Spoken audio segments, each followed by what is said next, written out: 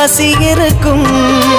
தேடல் என்பது உள்ளவரை வாழ்வில் ருசி இருக்கும். பாடல் போல தேடல் கூட ஒரு சுகமே. இசை பாடி வரும் இளம் காற்றுக்கு உருவமில்லை.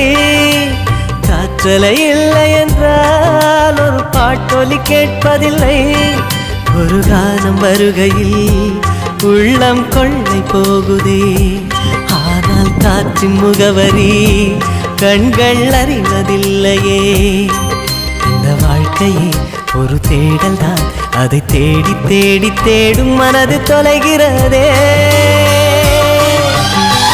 இசை பாடி வரும் இளம் காற்றுக்கு உருவமில்லை.